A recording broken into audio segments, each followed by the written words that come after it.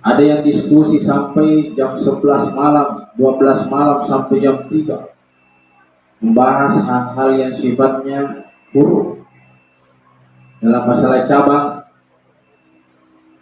atau dengan istilah furu'iyah, fiqhiyah, ya, ijtihadiyah, khilafiyah. Tiba saatnya orang sholat subuh, apa yang terjadi? Ketiduran.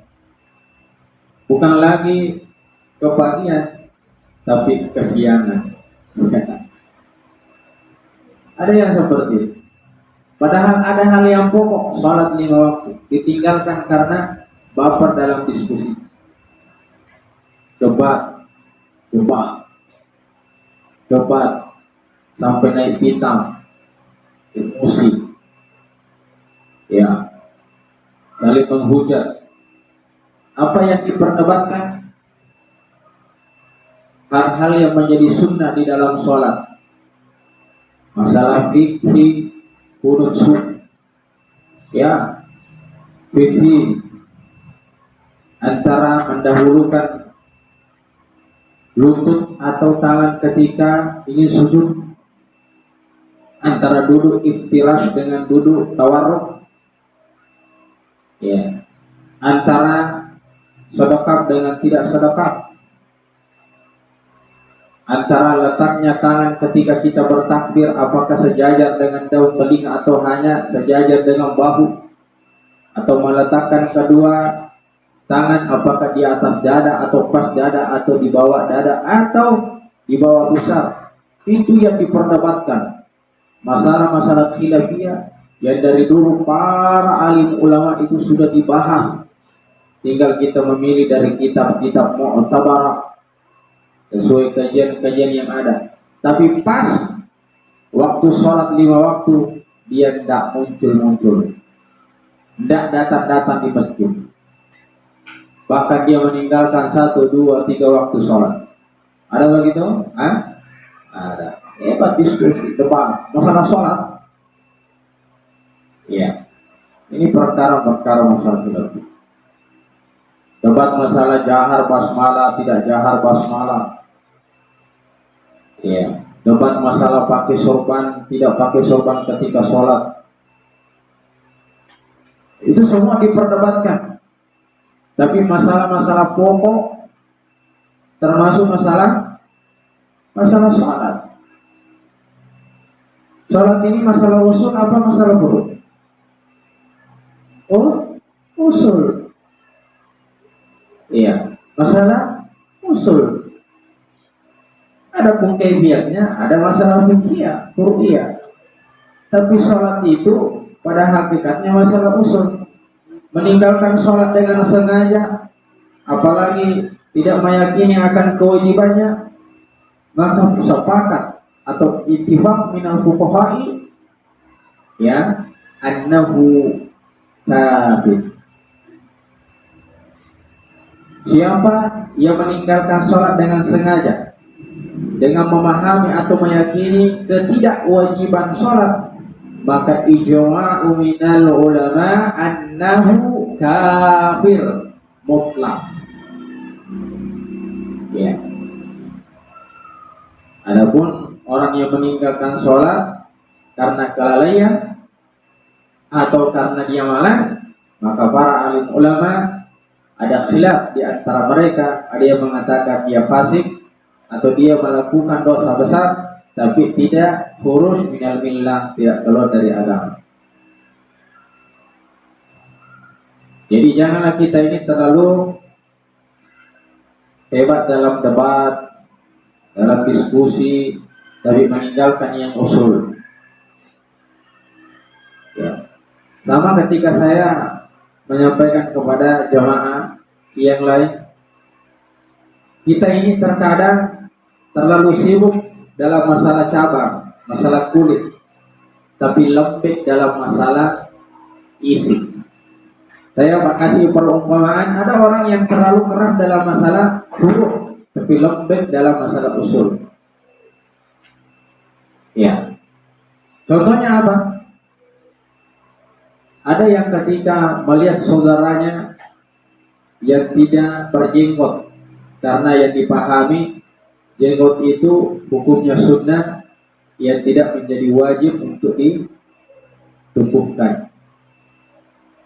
Atau saya angkat lagi satu contoh, ya, dia melihat saudaranya yang celananya dibawa oleh kaki.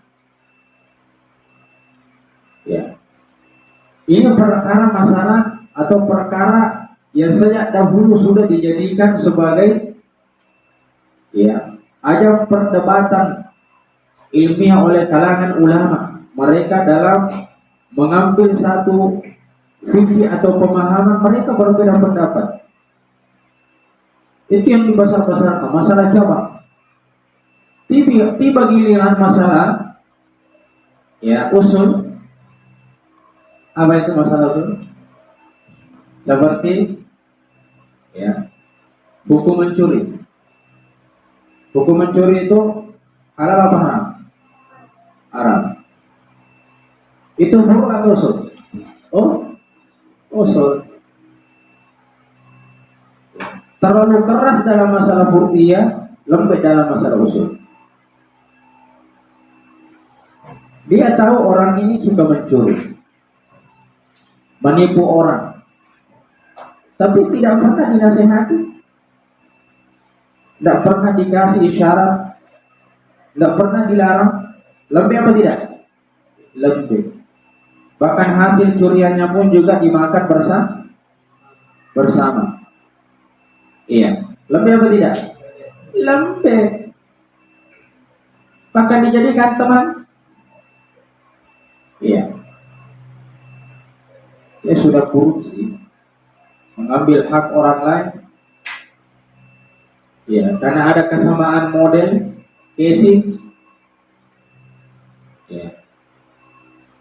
Dijadikan teman. Tapi dia tahu bahwa dia melanggar usul. Bahkan boleh jadi dia meninggalkan sholat, tapi dijadikan teman. Hanya mungkin karena suka memberi, suka berbagi. Tapi hasilnya dari mana? Hasil dari curian, korupsi, riba dan sebagainya. Itu dia permudah-mudahan di situ. Pas melihat orang yang kemudian memahami bahwa, ya, isbal itu hukumnya nanti dilarang ketika, ya, ketika dia sombong, kuyala, wah, ditahdirlah tanpa ampun. Pokoknya ana bari umiku wa antum ini, ya, minat dolal atau minat dol atau mimpir pati dol. Melihat orang yang kemudian memotong jenggot terlalu, ya, tegas, pokoknya antum ingkarus sunnah. Yang ini model yang seperti ini adalah hal yang terlarang. Kita terlalu keras dalam masalah fikih, masalah furu', tapi bermudah-mudahan dalam masalah usul. Termasuk dalam perkara ukhuwah. Perkara ukhuwah itu perkara usul. Ya. Hukum berantem berkelahi itu haram apa? Halal? Haram. Ijma para ulama tentang keharamannya. Memutuskan silaturahim haram. Siapa yang melanggar hukumnya? Haram. Hukumnya haram. Dan mendapat dosa. Terus kalau gara-gara fikih yang berbeda, yang kita pahami, yang kita pilih, yang satu memanjangkan jenggot, yang satu kemudian memotong jenggot, terus dia bersiteru, berdebat sampai dia harus panas-panasan, saling pukul memukul, putus silaturahim. Dia kemudian mengorbankan yang usul, yang perkaranya lebih besar. Ini yang tidak kita sadari. Makanya para santri jemaah yang hadir, kita tidak terlibat dalam masalah itu.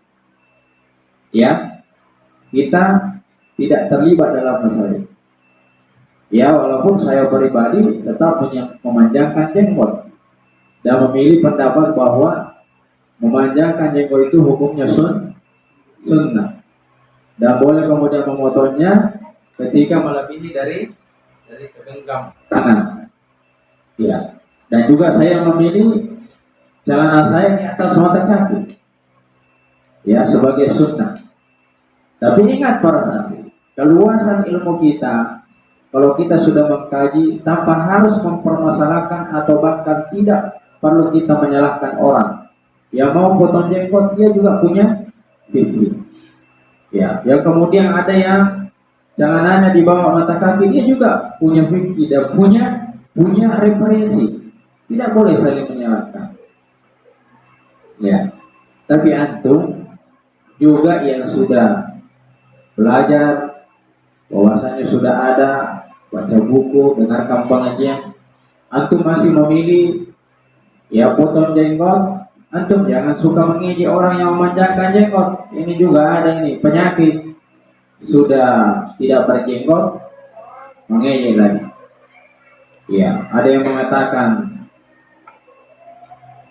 ya mirip kambing lah, mirip ya naga lah.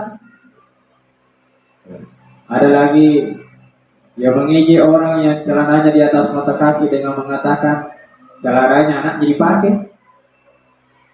Ya, ada yang mengatakan tidak cukup kainnya. Ada yang mengatakan dengan bahasa Bugis peke lorong. Ya. Ini sudah tidak mengamalkan sunnah, mengejek lagi. Orang-orang begini bangkrut. Ya, pada pembahasan Jumat saya kemarin, orang-orang bangkrut itu orang yang suka mencela. Wayati paksyatama, dia datang pada hari kiamat karena suka mencela, nanti dia bangkrut. Ini sudah tidak mengamalkan sunnah, mengejek lagi. Jadi kita mengamalkan sunnah Nabi, jangan mengejek orang yang belum bisa mengerjakannya. Doakan saja mereka semoga bisa ikut sunnah Nabi SAW. Kemudian yang kedua, tuh berprasangka baiklah. Mungkin ilmunya belum sampai di situ, atau mungkin wawasannya belum sampai di situ, atau boleh jadi dia memilih pendapat yang lain. Iya. Kalau kita tidak sama dalam satu masalah, kita carilah persamaan yang lain yang tidak merusak ukhuwah kita, yang tidak merusak persaudaraan kita. Karena persaudaraan yang kita harus ya jaga itu lebih kepada perkara yang besar. Ya, perkara yang besar. Belum lagi dalam perkara-perkara yang lain. Baik.